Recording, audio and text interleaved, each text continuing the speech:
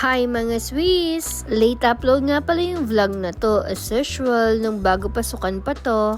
Galing nga pala kaming Angeles niyan, namili kami ng tela at ng mga school supply. Pagkatapos namin ng Angeles, dumiretso kami ng SM Clark. Hindi nga ako nakapag-vlog sa Angeles kasi maraming tao. Pero sa may Pine Rose at palengke kami pumunta. Wala rin kaming ganong vlog sa loob ng SM kasi ang daming nagpapasabay sa kapatid ko. Hindi na rin pala kami doon nakapag-merienda kasi may isa pa kaming lakad. Kasama pala namin si mama ko. O yan, may pagal ka ne.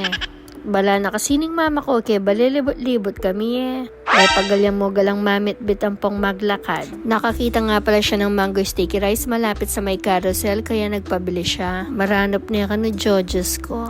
Isa nga lang pala yung binili ko, tapos hati-hati na lang kami kasi kakain pa naman kami after nito. 165 nga pala yung isang order ng ganyan, hindi ko lang alam kung lagi silang nasa SM Clark.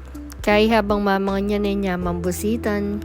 Ayan mga Swiss, third agenda na namin to for today's video. Alam niyo naman mga Swiss, hindi kami mapakali kapag rest day. Dapat kapag rest day, productive pa rin. Kaya ang motto namin sa buhay, pesos is life. Ayan si mama ko, sabi ko videohan ko siya kasi medyo matagal na siya nag-aaya pumunta dito sa may SNR. From Angeles Palengke to SNR real quick. Disclaimer, hindi po kami magsha-shopping at grocery dito. Yung bibilihin namin ay pasabay. Business is life. Pero medyo kinakabahan ako dito sa kasama namin kasi maturuyay ni. Pag ito yung kasama mong umalis, kahit wala sa listahan mo yan, ay nako, mapapabili ka. Alam na alam ko yung style nito, yung kunwari papabasa niya yung label at saka tatanong niya kung magkano yung presyo. Pero ibig sabihin, gusto niyang bilhin. Nang tulakan yan po ang apanal beneni. Kasama din pala namin si Yancy for today's video. Tapos yung first stop namin ay muffins. Tignan niyo yung style ng pambubudol ni mama ko. Sabi ko yung lumang damit na lang yung gawin niyang basahan. Tapos sumihirit pa siya ng bagong upuan sa kusina. Tingin-tingin lang kami dyan. Sabi ko pag kumikita na yung vlog namin, magcha-challenge kami. Hawakan mo, bibilhin ko challenge.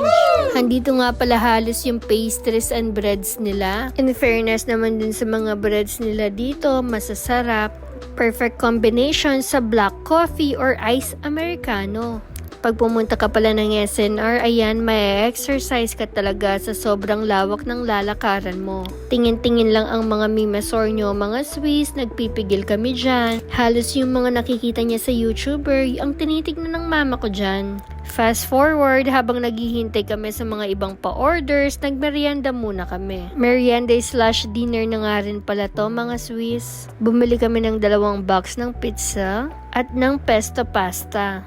Kaso nakukulangan ako dun sa lasa ng pesto. Fast forward, pagkatapos namin kumain, bumalik kami ulit sa loob. Maganda rin sana yung pasabay business mga Swiss. Kaso nakakahilo lang talagang maghanap sa loob. Paniguradong magpapabalik-balik ka sa mga aisle sa kakahanap sa mga pinapabili nila. Pero syempre, ganun talaga. Tiyagaan lang din kasi sayang naman yung extra income. Halos ganyan yung routine namin kada day off. Wow. Umaga pa lang nasa labas na kami, tapos halos madaling araw na kami nakakauwi. Kaya thank you so much po sa mga nagsusupport sa amin. Kung gusto nyo ring umorder, isearch nyo lang ang RY Pasabay at meron din kaming bigas. Just search on RY Rice Dealer. O yan, may pagalning boss, may kamuana. Ayan lang naman ang ganap namin for today's video mga Swiss. Thank you for watching. See you on our next vlog. Bye!